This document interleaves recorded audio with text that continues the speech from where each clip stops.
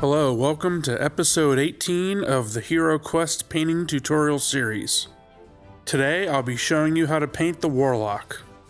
This hero figure was included in the crowdfunded Mythic Tier and is also available in the Prophecy of Telor expansion. As in previous videos, I've already prepped and primed the miniature, so let's get started with painting. We'll begin by giving the skin a base coat of Bugman's Glow. My apologies in advance, this miniature is smaller than a lot of the other ones I've been painting recently, and I had some trouble focusing on it with the camera. You'll see those problems throughout, I apologize for that. For the innermost layer of the dress, I'm using Forest Sprite from the Army Painter Speedpaint.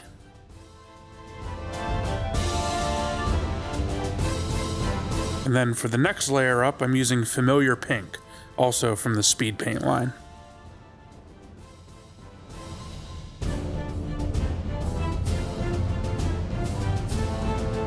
For the Warlock's hair, we'll give it a base coat of Abaddon Black.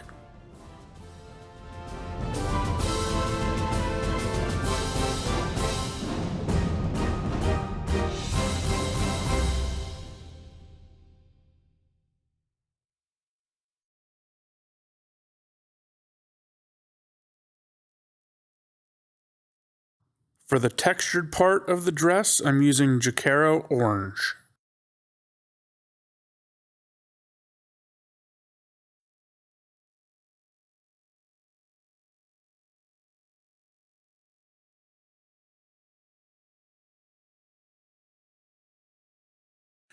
I'm going for a white on the shirt, so we'll start with a base coat of Warm Gray from AK Interactive.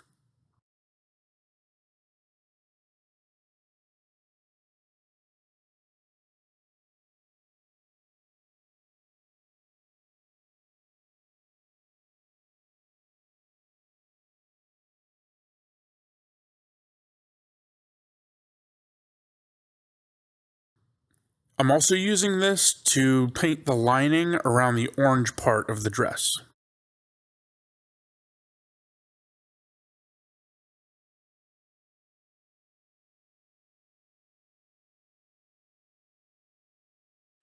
The hand that's encased in magic is getting a base coat of white.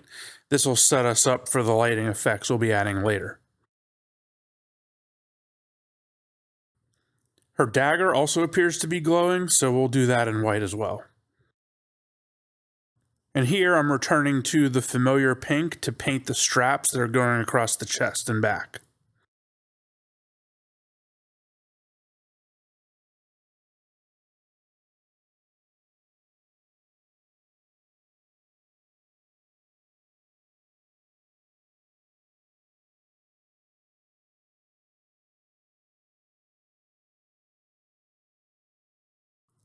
You can't see the shoes in the artwork, so I've just decided to paint them with leather brown. I'm also using this for the book and the bag on her waist. We'll start highlighting the skin by mixing some Resurrection Flesh in with the Bugman's Glow to create a lighter tone. And then we'll just apply this on the upper areas of the arm and the standard places on the face, the forehead, the cheekbones, the nose, and chin.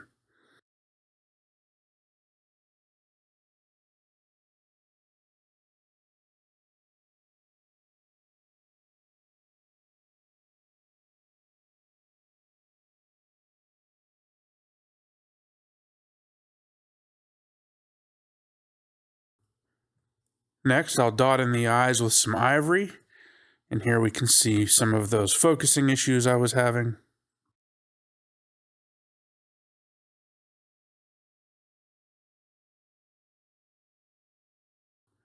And to do the pupils, I'm using a micron pen and just dotting them in with this. You'll definitely want to wait until the ivory is dry before doing this, though. Next, I'm shading the orange part of the dress with Fuegan Orange.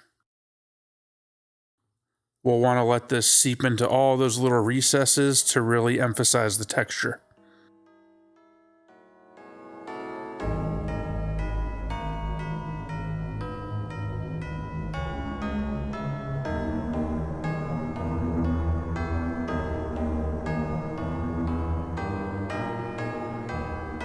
Then we'll mix some ice yellow in with the leather brown and use this to highlight the bags and the boots.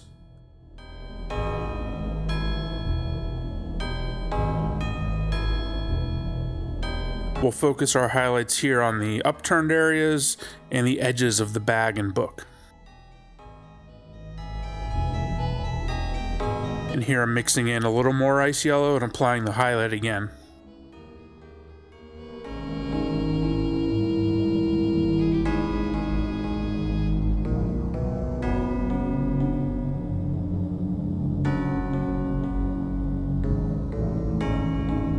Returning to the skin, we'll do another highlight layer, this time of just pure resurrection flesh.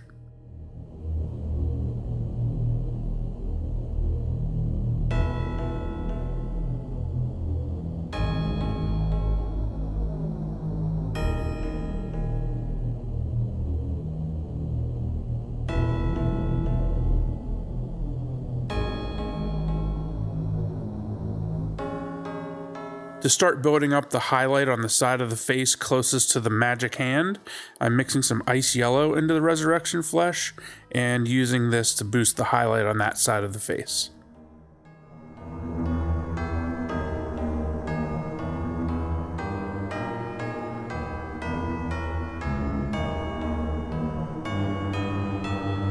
There's also going to be a glow coming off of the dagger, so we're also highlighting her skin closest to the weapon there.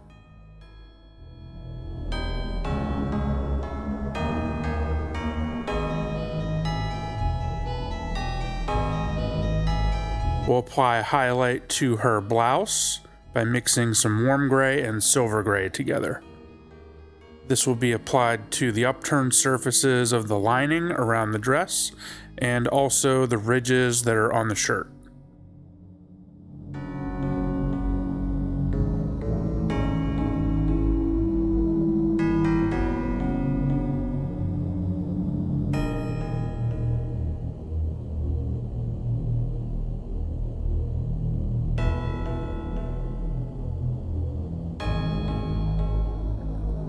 We'll mix a little more silver gray in to lighten this and apply the highlight in those same areas again.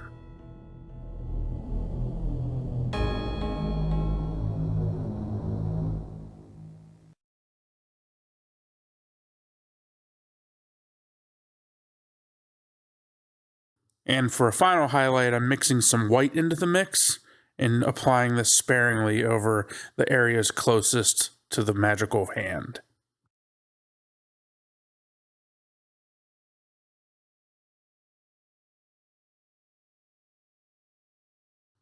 Now we'll start to add some highlights to the orange part of the dress by mixing some ice yellow and orange fire into the base color of Jokaero Orange.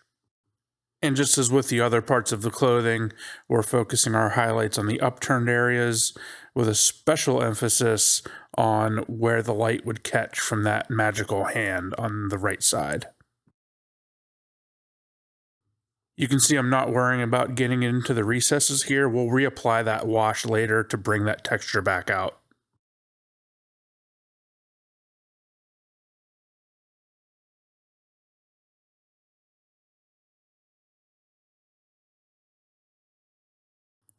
Here I'm brightening the mix a little more with some ice yellow and orange fire. And we'll do this again just on the inner parts of the places we just highlighted.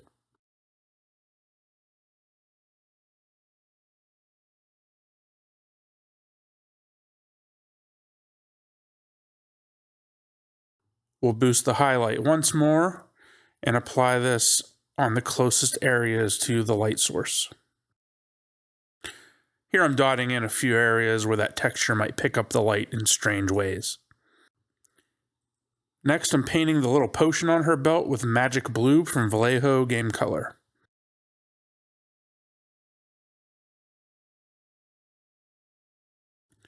Next, I'm highlighting the green parts of the dress. We'll once again use ice yellow as our highlight color, but for the base color, I'm using olive green. I found that mixing regular paint and speed paint together does not usually work that well.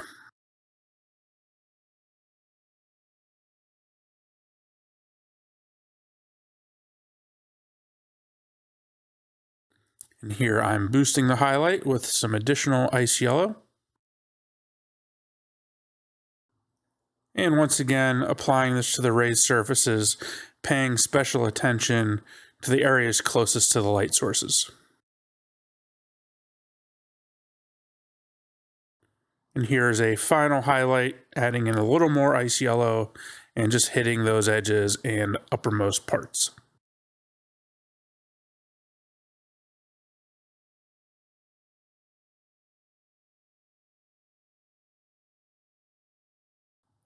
To highlight the pink parts of the outfit, I'm using Emperor's Children, and I'm just picking out the areas that have folds in the fabric or anything that's facing upward.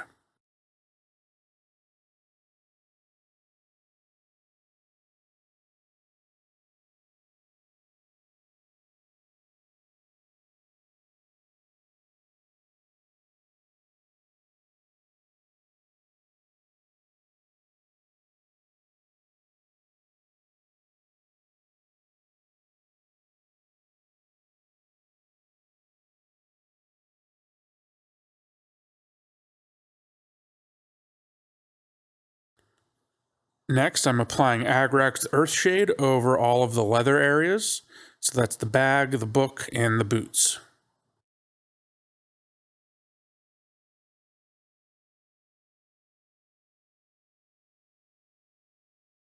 Now we'll begin highlighting the hair, and I'm mixing some Silver Grey in with the base tone of Abaddon Black. And just as on the previous miniatures in this series, I'm doing short strokes around the area where the light would pick up. So that's sort of that halo area around the top of the head, and also where the hair bobs out a little bit. And we'll apply this in several layers, each time adding a little more Silver Grey into the mix.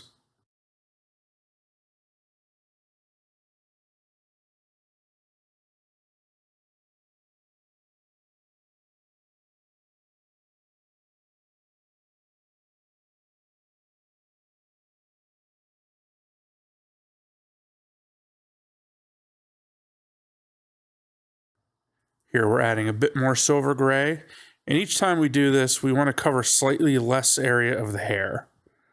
We want the brightest highlights to be in the middle, and it gradually to fade out into the black.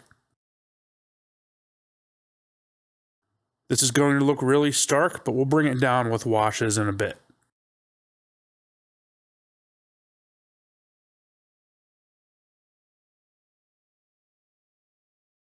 Speaking of washes, here I'm reapplying the Fuegan Orange to the orange parts of the dress. That will reestablish the texture that we got rid of when we added the extra highlights.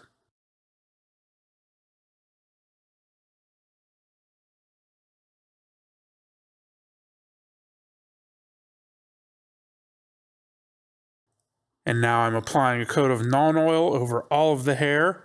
This should bring the darkness back. If it still looks too bright after this, wait for it to dry completely, and then add another coat of Nuln Oil. I decided to boost the highlights a little bit on the pink areas by mixing some Silver Grey in with the Emperor's Children, and again hitting the uppermost folds and areas of the fabric.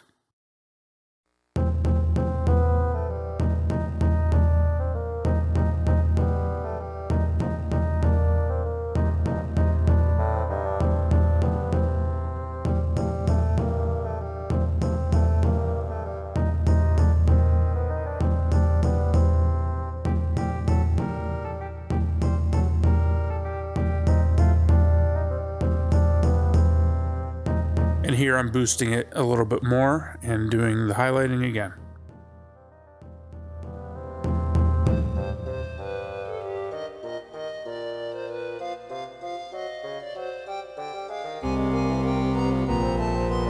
Since this is a hero miniature, we're doing all of our bases in Hull Red.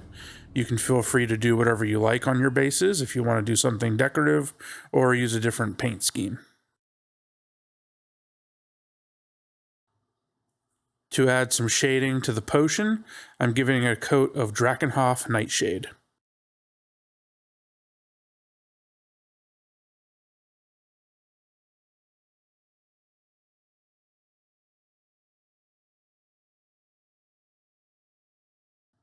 Now to get ready for those lighting effects, we're going to mix some ice yellow in with the white to get a very, very bright yellow. And we'll add this to the edges of the areas we want to emit light. So here I'm painting the tip of the dagger, and then we'll also go over to the hand and try to hit the inner parts of the palm and inner parts of the fingers. This is where we want the source of the light to be, so this will be the brightest part.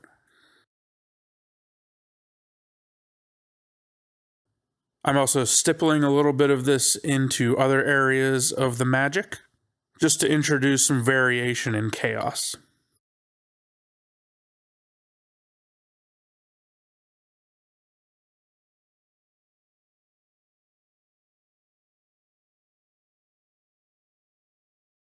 Once the wash is dry on the potion, we can go in and add a little highlight with white. Here I'm making a small line that follows the contour of the bottle, and also putting a dot at the top of the bottle where the light might catch.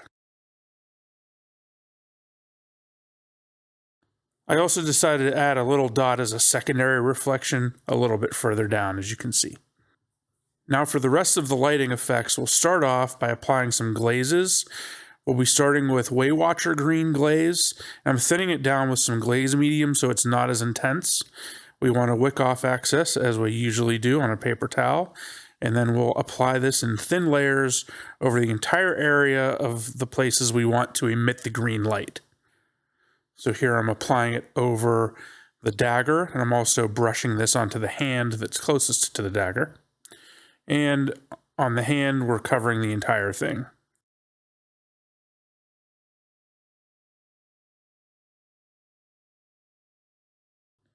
Here I'm applying this to parts of the miniature closest to where the light's coming from.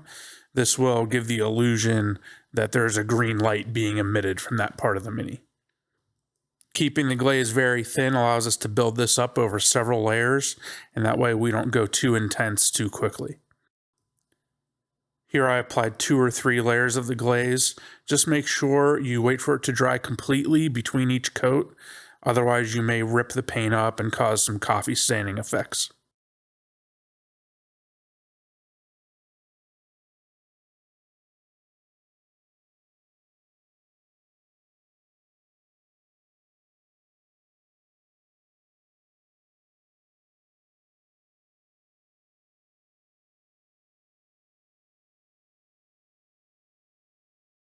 Now to really brighten it up, I'm painting a lot of the hand in green fluorescent. This is a very naturally transparent paint, so you can use quite a bit of it to make the effect as intense as you like.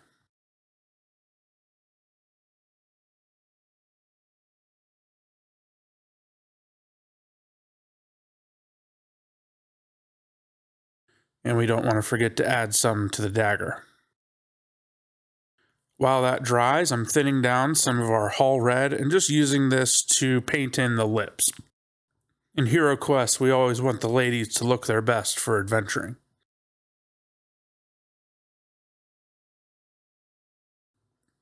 Here I'm using some thinned down white paint to reestablish the brightest area where I want the source of the light to be coming from.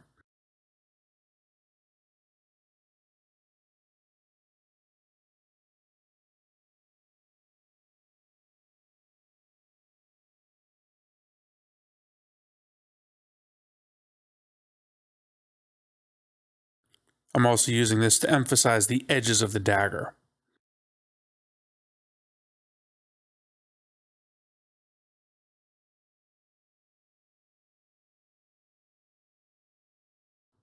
And then we'll cover those areas with some yellow fluorescent.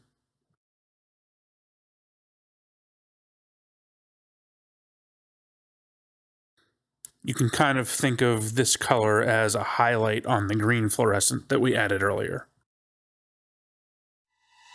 And for a couple of finishing touches, the jewelry that's around her arm, I'm painting in glorious gold. And I'll also use this on the baubles that are on her belt and the details that are on the book.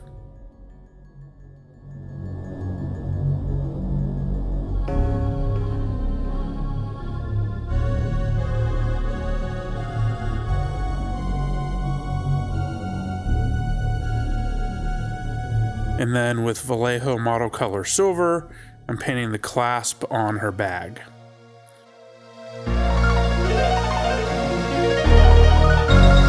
And that wraps it up for the Warlock.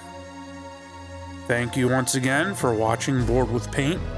I hope you enjoyed this video and found it helpful. If you did, please leave a like, subscribe, follow me on Instagram, Twitter, and Facebook. And please leave a comment, let me know what you liked, what you didn't like, or if there's something you'd like to see me do in the future. Thanks again for watching, and until next time, happy painting!